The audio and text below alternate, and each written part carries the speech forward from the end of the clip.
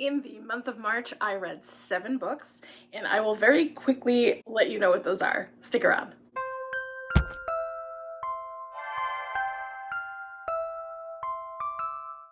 Hello readers, I hope all of you are still practicing social distancing and not getting too bored at home. I hope things are going okay for all of you. I myself have been really lucky that I'm still able to work from home.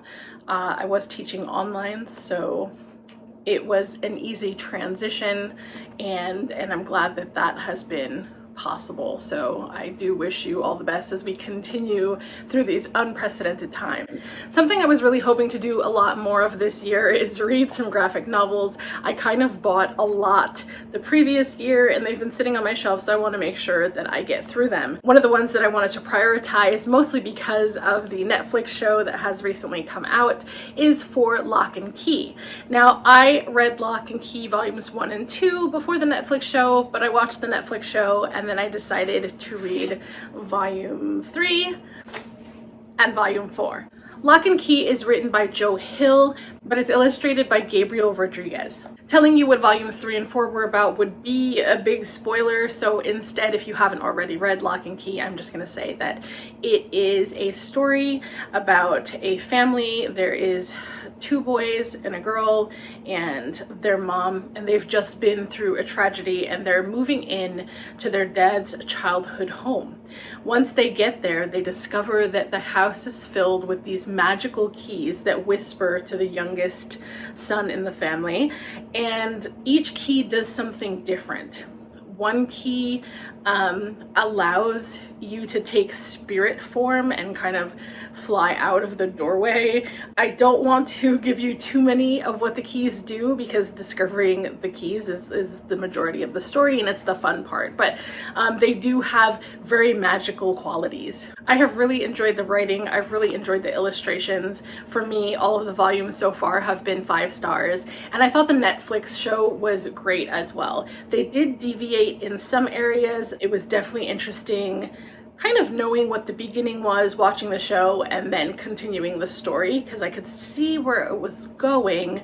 I believe there might be a season 2, but I don't know how that's going to work. I mean, at some point they're going to move past the actual graphic novels and I guess jump into their own territory, so that may already be the plan. I really like the vibe. It's just been spooky and mysterious, and the writing has been really good, and the illustrations again are great. So if you are into that type of graphic novel, I'd suggest you pick it up. The other book I've read this month is Get Out of Your Own Way by Dave Hollis, A Skeptic's Guide to Growth and Fulfillment. Dave used to be president of distribution at Walt Disney Studios, but he's since left and is now the CEO of the Hollis Company, where he works with his wife, Rachel Hollis, who you may or may not have heard of. I've definitely talked about her on my channel. I've read Girl Wash Your Face. I've also read Girl Stop Apologizing, which I loved, both of them. And this is Dave's debut self-help, motivational, and inspirational book. Similarly to his wife's book, Girl Wash Your Face, he adopts the same format where he's talking about lies that he's told himself and how he changed his life to combat or contradict those lies.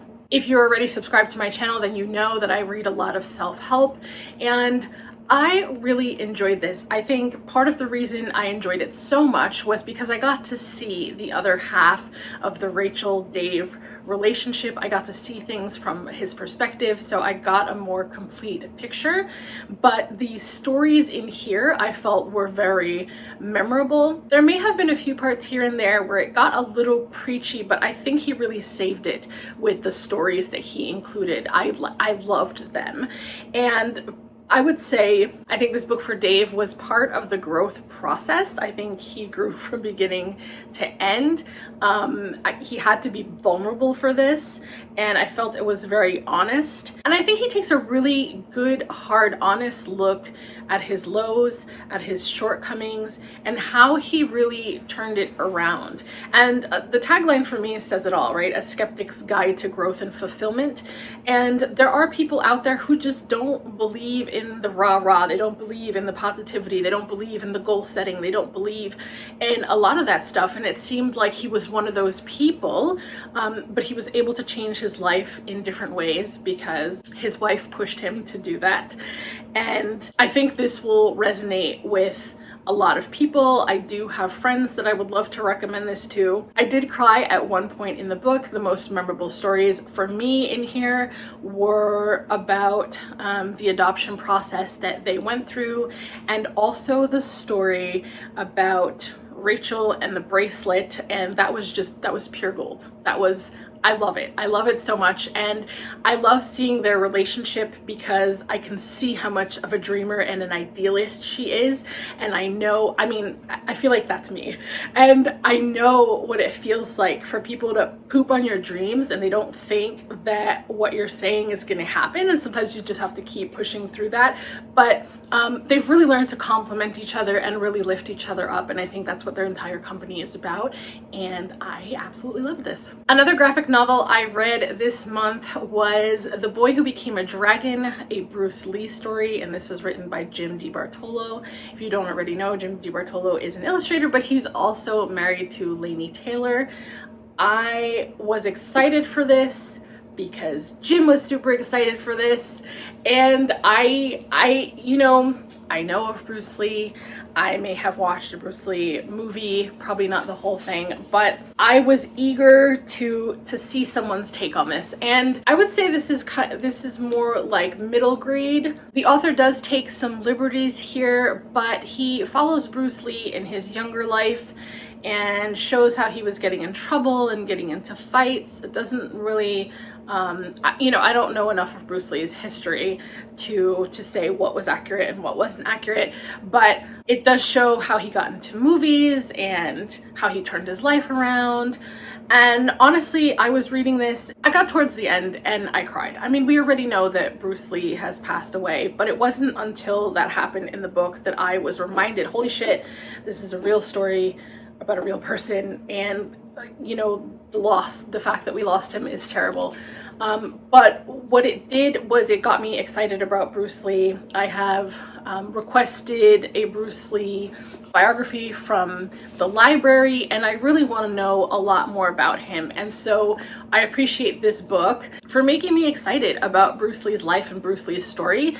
And I think that was its purpose. I think you can tell that Jim was definitely passionate about Bruce Lee, and he wanted to pass that on to a younger generation and to other people. Here are some examples of the illustrations. Let me see. I did buy the hardcover. The book itself is kind of small, but there are a lot of pages. I would say it took me a few hours to read it, but I really enjoyed the story and the drawings as well. I gave this 4 out of 5 stars on Goodreads. With the Libri Labra book club, we read Ireland by Frank Delaney, which is a New York Times bestseller, and I really enjoyed this book.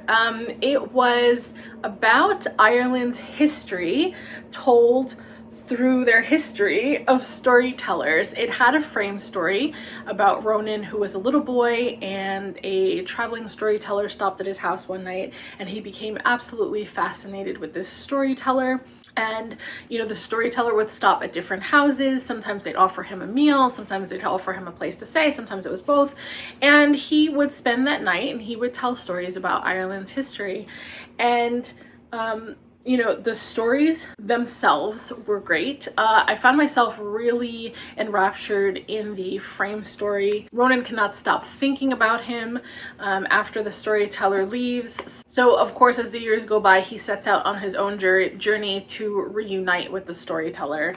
And there's family drama and things that ensue, but the whole thing was very captivating and I really enjoyed it. We had a live discussion about that, and I will be sure to link that in the description below. I gave Ireland 4 out of 5 stars on Goodreads. With the BookTube Chicks book club, I read Reverie by Ryan LaSala, and this book takes place kind of in the dreamscape. It was compared to Inception, and I don't remember the other thing it was compared to, but Inception is one of my favorite movies. I am a lucid dreamer. I love learning and reading about dreams because I spend a lot of time in there. I'm at a point where I can control my dreams, which is like super cool. But anyway, I love media that revolves about dreams and the dreamscape.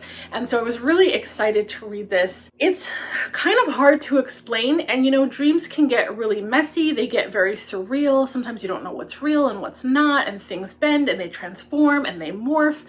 And so that could be a really messy place to write from. And I think this struggled with that a little bit. So you might find yourself asking, what exactly is a reverie? And I'm not even sure I can fully tell you. There were kind of these dreams that would pop up and they would rope in other characters that were sometimes zombie-ish, and there was a storyline to them that they, as a group, there was a group called the Others, had to identify what the reverie was so that they could unravel it. And sometimes there was a plot twist in it. There were definitely parts of this book that I liked, and there were some explanations and some wording that was very lyrical and very nice when it came to explaining dreams. But overall, throughout the book, I found the story a little bit confusing to follow. That being said, like Inception, I feel like this book may be worth a reread, and that is what I'm committing to right now. If I had to rate this for right now, I would probably rate this as a 2. It does contain an LGBT romance. There is a drag queen, and she's on a mission. Something I definitely want to mention is about the book cover. I absolutely love this book cover. I think it's very meaningful in quite a few different ways, and maybe it's only meaningful to me, but I don't think so. As a lucid dreamer, there are times where I feel like my dreams are crisper and clearer than real life. And in my dream, it almost feels like the colors are so vibrant that they're iridescent. And if you look at the logo, there is shades of like lavender and blue and pink, and those colors feel very familiar to me in that place, in that realm, in that state. And so I don't think it's a coincidence that they were used on the cover. Also, the illustration and the dots. As someone who tries to practice lucid dreaming, one of the things that I do as I'm falling asleep when I close my eyes is I tell myself over and over again, 1, I'm dreaming, 2, I'm dreaming, 3, I'm dreaming. And I keep doing that until I fall asleep. And as I'm sliding into that dream state, what I see is the back of my eyelids, but it slowly, as it goes into the dream state, it becomes this like lots of colorful dots that kind of blend in and out of each other. And I feel like that is very accurately represented on this book cover, and I think that's amazing. So kudos to the cover designer here. I think that's pretty awesome. And actually, let's go ahead and give that person a shout out. So the cover design is by Leo Nichols. The cover image is by Alexi Bolden. I'm not exactly sure what the cover image is that they're referring to. Maybe it's the birds, I don't know. But those are people involved in the design of the cover. For internal images, Carly Gash on Shutterstock, and then interior design is Danielle McNaughton. So if you'd like to hear some of our discussion in relation to this, I'll also be sure to link that in the description below.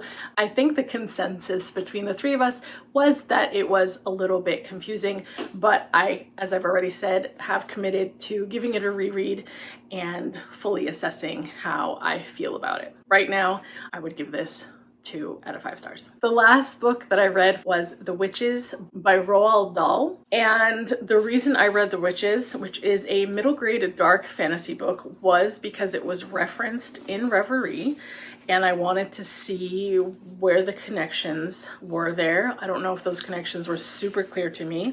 There could have possibly been some inspiration for the villain in Reverie, but it's about witches and how witches in different countries, they get together and they want to capture little children. And I thought it was kind of strange.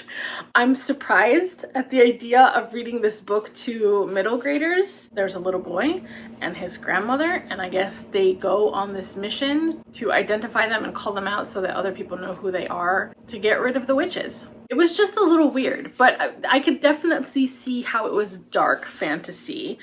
I think times have changed. I don't know if a book like that would exist in the same way. It seemed a tiny bit, maybe misogynistic is the word that I'm looking for. I don't know, painting women as witches and only women could be witches, and the way he described the witches and what these women did, it was creepy, and I don't know. It was interesting enough to finish. I think I would give that 3 stars. If that's a favorite of yours for whatever reason, go ahead and let me know what your thoughts are on it below. What is it that you loved about it? Maybe it was just a little unexpected for me. I don't know if that's what I was expecting to walk into, but that's kind of all I got. So why don't you let me know what your favorite read was for the month of March.